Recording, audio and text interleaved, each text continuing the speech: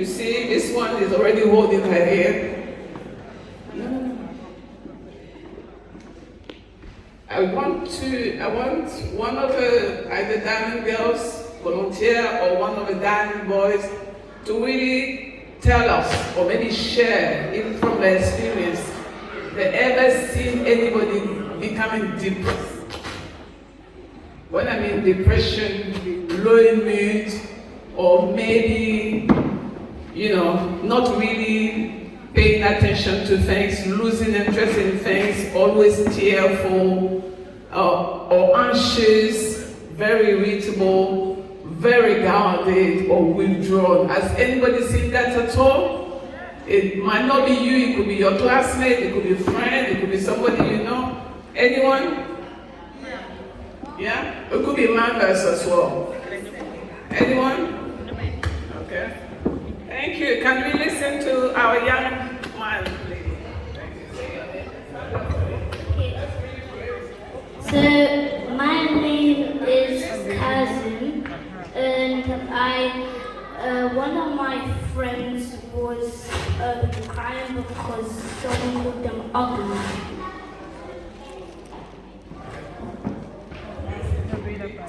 And how did that make you feel? Worried a little bit. That's really, really good. Thank you for being brave enough to share that experience. Really, really lovely. Anybody else that's seen maybe a friend become very agitated, always upset in school, always kicking off, or always maybe going to the quiet side of the room and quiet and crying? Anyone? Don't be shy. We are not here to judge. We want to hear. We want to find out if you understand. Anyone else? Or it could be a mother. It could be a dad. It could be an auntie. It could be an uncle. Anyone? No? Okay. Thank you very much for your answer. I really love that. One of my predecessors, when she was talking, she did her introduction, or most of her presentation, and she really emphasized on well-being. The well-being is very, very important. And why well-being? I always say we have to make sure people understand what mental health means. So you could see in this picture, this little girl, and you see at the background, she's screaming. She's screaming. A lot of them could come into play. She might be screaming. Maybe you could see the picture behind. I didn't put everything up. But you could see that both parents are maybe fighting, or they're arguing, they're screaming, and she can't take it. She can't take it. Where she's standing, maybe what she wanted to do at that point, if she can, is to disappear. She can disappear if she wants to. And this really, really disturbed her. And the more she goes through this issue, the more and more she becomes unwell, she becomes withdrawn, she can lose herself. She can become either agitated herself, and she can become unwell mentally. So what mental health means? Today I'm going to talk about two things. Mental health, this is a very important subject, and I'm really pleasured to be talking about mental health, but mainly one of the factors that really get our teenagers or our youth into mental health institute. Can we put that, please? So what mental health means is a state of well-being in which individual realize his or her potential and can cope with normal stress of life. What do we call normal stress of life?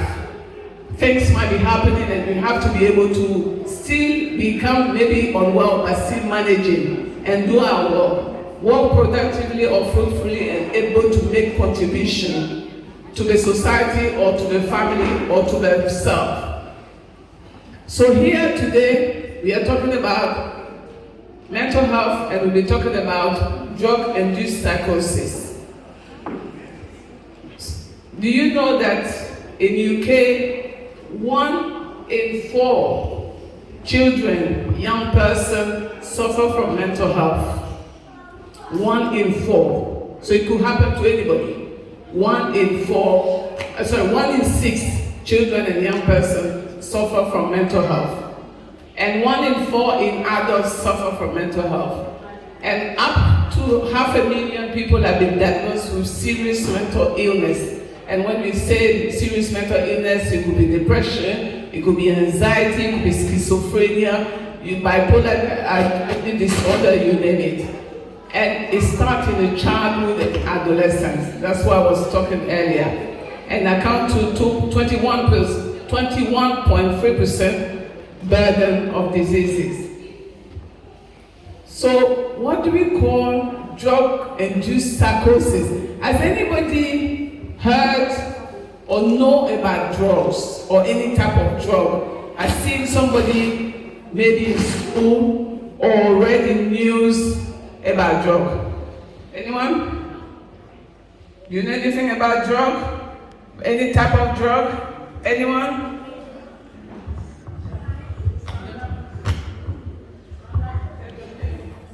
My name is Leo. Cocaine and cannabis. His name is Liam, and he mentioned about cocaine and cannabis. Anyone else? Let's listen to our young ones. Please, parents. My name is Khadija, and paracetamol is a type of drug, but it's a good one. Paracetamol. The medicine is a good one, yes. Definitely, of course. Paracetamol is one of the drugs. Anyone else?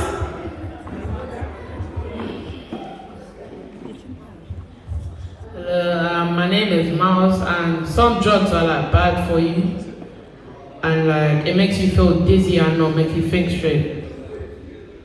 Thank you.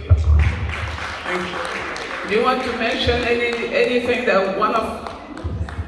Weed is a drug. Okay. So he mentioned weed, which is cannabis. Okay. So we're going to talk about that, which means drugs are part of substance misuse. And you could see that psychosis is a mental health problem which causes someone to interpret the world differently from everyone else. But all the people that use substance misuses, such as cannabis, heroin, MDMA, LSD, which is as well as ecstasy and many more, can experience some psychosis or some psychosis tests of delusional and hallucination. And what do we really call hallucination? Can we go to the next slide, please? These are some of the type of drug, as our young diamond boss mentioned clearly. You could see cannabis, MDMA, amphetamine, heroin, and so forth. And also we have some alcohol, beer, spirit, and mixing of alcohol. Thank you. So when people really take those substances, which are very harmful to them, what do they really experience? You could see that they get really paranoid, they have delusional belief, they become really confused, agitated, and also having hallucination, which is, it could be auditory, hearing voices. You might see somebody saying he's hearing voices while there's nobody maybe there in the room. Or there could be have a sense of smell, very strong smell coming from anywhere, but they're the only person that can really smell it. You don't see that. And also they can have visual hallucinations, seeing things or hearing things. They can have panic attack. And today's topic, which is really, really important that we are talking about, is antisocial behavior. It can cause them to be into antisocial behavior. So what are the antisocial behavior? As you know, some of our prison services are full of young people, are full of people that for some reason or another went into the bad part of life. You could see they get into theft, robbery, physical violence, disobedience to parents, teenage pregnancy, mainly for the youth, bad habits like smoking, things that we really don't want them to do. But I'm not going to go too much into details, but you could see some of the consequences unemployment, delinquency, incarceration, violence and aggression, and also traumatic parents. This cause parents to be very, very traumatic, and themselves as well be traumatic. We have some factors that really lead into that.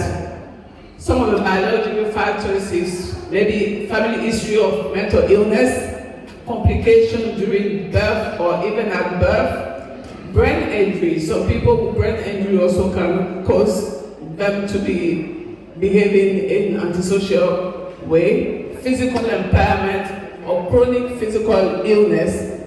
And psychologically, most people when they're talking, they'll mention about physical abuse, either slapping or punching. Children go through a lot of psychological issues such as trauma. And what's trauma? Trauma has different type of abuse. It could be physical abuse, it could be emotional abuse, it could be psychological abuse, sexual abuse, and someone mentioned about sleepover. This is a very big important thing. People have to be mindful where their children go to. And we have a peer pressure. Some children could be very good, but they get with the wrong people that lead them into things that they don't want to do. And low self-esteem. Low self-esteem can be starting from hormonal changes, puberty, especially when they turn 11, 12, a teenager. And you have poor academic work, stressful life event. Does anybody know what stressful life event can be? Any example of stressful life event? Any life event that could be stressful? Anyone? Any adult? Yeah. Where are the adults? The children? Beautiful. Thank you. Going to school. Yes. Exactly. Yes. Going to school is stressful. Thank you. Yes. Exams. Exam. Beautiful. Beautiful. Yes. Tests. Yes, exam, yes, beautiful. Anyone else? Let's clap for our children. I love our children. When people are kidnapped. When people are kidnapped, yes. Anyone else? Any adult? Come on. Thank you. Anything else? Divorce. Oh, yes, the big one. Anything else? Yay, getting that. Debt. Thank you. Sadly. Yeah? Anyone else? Our children. I love you. Conflicts with friendships. Like conflicts with Conflict? Yeah, conflict within friendship. A big one. Yes. Anyone else? Yeah.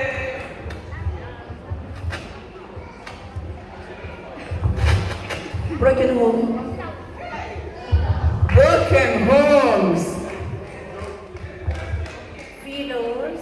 Oh, thank you. Funeral, broken homes. So what did you mention? Financial challenge. Loss of job, yes. Domestic violence, yes. Breakup. Yes, breakup. Oh my goodness. Our children are so knowledgeable. Our children are so knowledgeable. So I don't need to talk to them anymore. You could see all these things that have been mentioned are contributing factors for somebody to have a breakdown of mental illness. Somebody going through bereavement, losing a loved one. You know how that can be. You could feel depressed. Somebody you really have an attachment with that died, either by illness or even sudden death, is a big loss. Breakup. A lot of people mention about breakup, even the children. When there's a breakup in a relationship, parents separate, parents divorce. Very, very challenging, difficult, traumatic for everybody, but mainly for our children. You could see the heart is heavy. The heart is heavy. And also we have the social aspect of it, cultural conflict. We come from a French-speaking background. Most of us here from Africans, maybe Cameroon, maybe Guinea, Togo, Benin, in this room. We come in a different country where we have to learn the language on top of what we know. Very, very big challenge. Family violence. People mention about domestic violence in front of children. Education is a big thing. My sister mentioned, she's a nursery manager, she has a nursery. People that are very uneducated or don't want to educate themselves find it very difficult to really assimilate things or even get to adapt into situations, especially in different countries. And what is the big factor for children? Does anybody know what's happening in social media? Bullying. Social media, yes. I wish you were sitting in the front, you know. That's okay, it's okay. Yeah, go ahead. People are getting bullied. People are getting bullied. Oh, thank you, Lord. Oh, thank you. People are getting bullied. Social media, anything else? What are the impact of social media? The negative impact of social media today? Who doesn't go to on social media? Who in this room doesn't have a mobile phone? Who in this room doesn't have a mobile phone? You don't? Good boy. Who else doesn't have a mobile phone? You don't? Yeah. Somebody else in the room. Fantastic. So, social media today is showing everything that in my time when I was born, back in my village. By the way, I need to tell you something you don't know about me. I was born in a village in Africus. In a village, Adjuan. My village is called Adjuan. It's in Abuaso, behind. In the south. Yeah, it's not the bush. My village is more than a town in some areas. It's not in the bush. That is a village. And I'm proud to be born in a village. Because in our time, we learn what we call family value. We learn cultural value. We learn what is life from adulthood, what is called respect. We learn when an adult is in the room, you have to be far away. We learn good things. And never be ashamed wherever you are born. If you are born in Europe, you can call yourself lucky. By me, I'm lucky to be born in a village. Very proud. And today I'm in Europe. After 2 decades, I'm in Europe. So it doesn't matter where you are born, but it matters where you are going. That's most important. But it's not about me. So we did mention earlier about, sorry, go back to the slide. Yes, in my predecessors, when they were talking, they mentioned a lot about parenting. Here we are talking about poor parents supervision. Poor parents supervision. Not being there for your children. Not knowing what your children do. Not even understand what your children is going through. Not being visible for your children. It doesn't matter if you're a single parent. It matters, but some single parents are doing brilliantly with their children too. It shows authoritarian parents. Parents that are very authoritative. Parents that are cold towards their children. They're rejecting their children. All this cause people to have mental breakdown.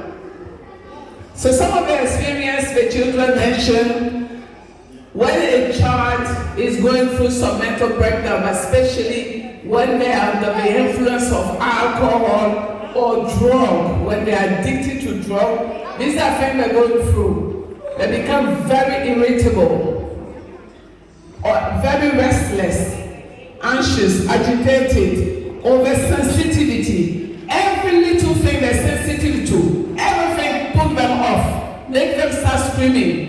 They can become aggressive, impulsive, a shortness of breath, palpitation. These are all signs of anxiety. And I did mention earlier about the thought of paranoia, delusional. They can be avoiding the parent, they can avoid peers, everybody upsetting them for nothing, everybody upset them. And also they can become withdrawn, stay in the room, not socializing, not enjoying anything. And also they can go through some suicidal thought or self-harming behavior. And you could see changes in their appetite, not eating or eating too much, or oversleeping, not sleeping at all, or losing weight, fatigue, most of them. I really want parents to pay attention to it. It's very important for ourselves and also for our children. Listen. So what are the barriers? Why do we think people don't talk about it? Because when I was asking questions, it was only the children putting their hands up. Why adults are not talking? Is it because you don't speak English? Or is it because you don't want to answer? Or is it because you don't understand? If you don't understand my English, I can speak in French. Yes, children or even parents are not talking about when going through mental health issue or they're going through issues and they don't talk about it. First of all, for mental health, parents think that they're going to be judged because in our society where we come from, when you have a mental breakdown, we'll be thinking that you are you are put aside and no one wants to mingle with you. But for the kids as well, they are scared of talking to us because all we do is shouting. Oh, you are, why? I taught you this. Why do you listen to your kid, to your friend? I mean, we don't understand each other. We don't understand as a parent. We don't understand what we're going through. And we too, we don't understand the world that we are living in because we thought that the way we were brought up, that's the same thing, but it's not the same. So we don't understand them, they don't understand us, so we have to find a middle ground and then... Thank you very much. Thank you.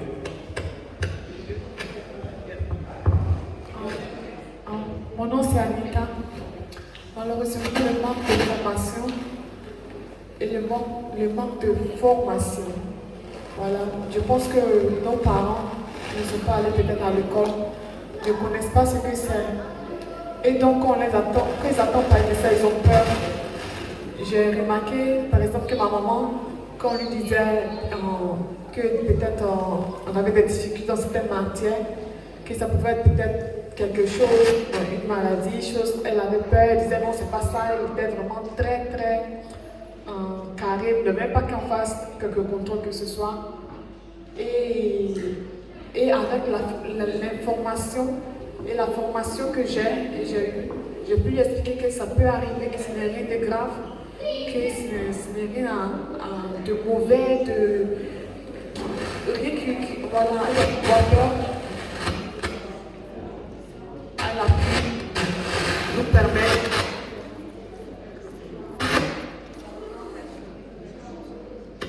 ou quoi que ce soit.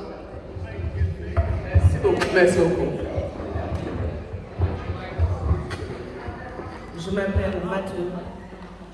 Moi, je vais parler de la barrière culturelle, l'éducation que nous avons eue de l'autre côté, parce que malheureusement, nous les parents, il y a beaucoup parmi nous qui ne sont pas nés ici. L'éducation que nous avons eue au pays est très stricte, alors que si on applique ça ici sur nos enfants, ils seront définitivement perdus. Et aussi, je prends l'exemple d'un enfant qui naît avec des difficultés extra-litres. Et on nous dira en Afrique, non, c'est un enfant qui est mongolien, il n'y a pas de support, et lui, il est labeled already.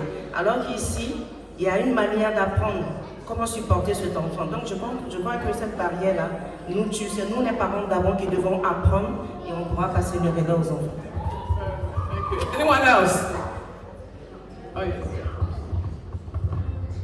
I would probably say, like she said already, sometimes parents don't accept that the children have problems, and then once the child comes to them to say that, oh, mom or dad, I have this, they just like kind of blame it on black magic, either go to the pastor or imam to try to pray for them. So yeah.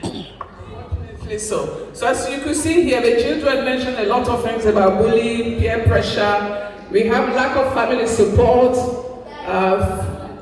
feeling of shame and guilt, feeling of failure.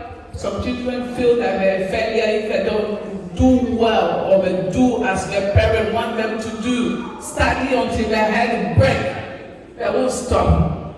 Language barrier, most of you mentioned, lack of information, lack of services. Some people don't know about mental health services, or they never even want to even think about mental health services in this country, but it's important and we are here to support. Lack of understanding of signs and symptoms of the children are going through. She mentioned very clearly, lack of information, lack of education.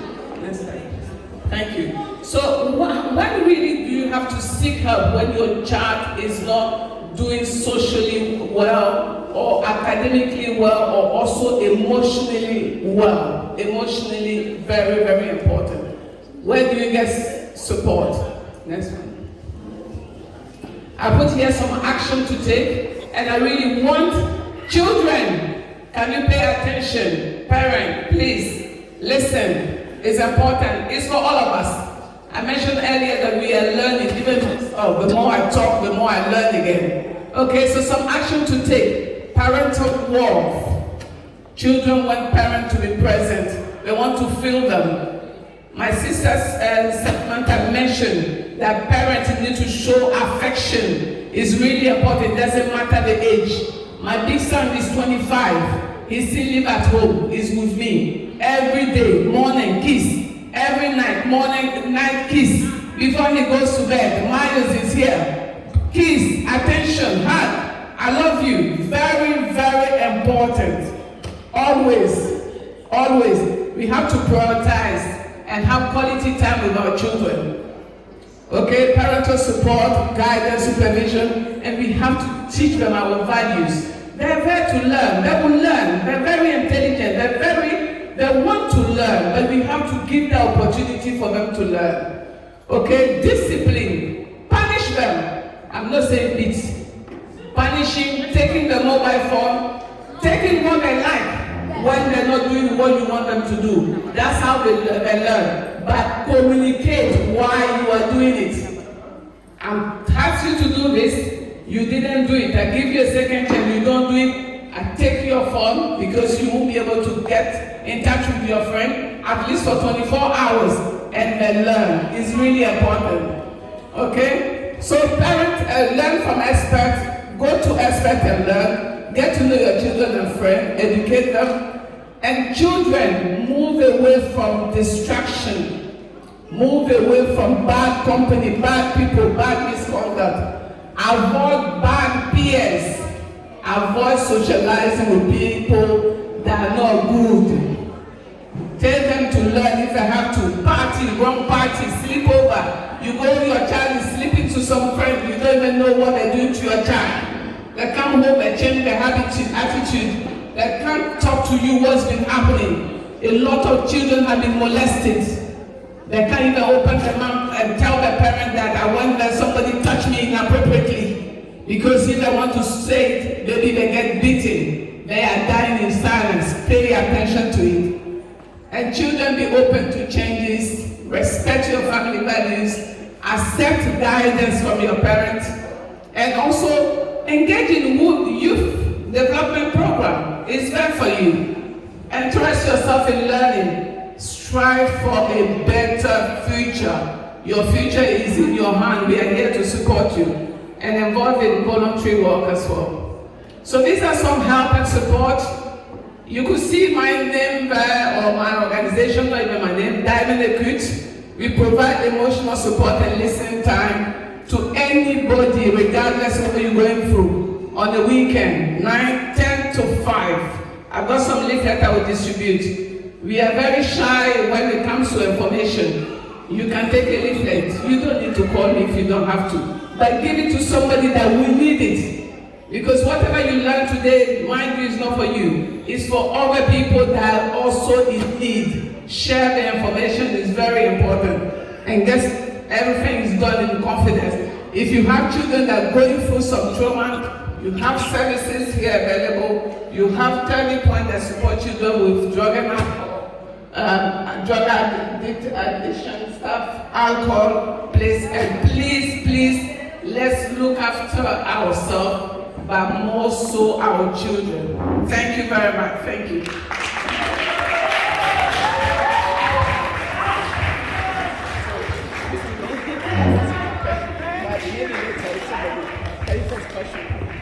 Thank you.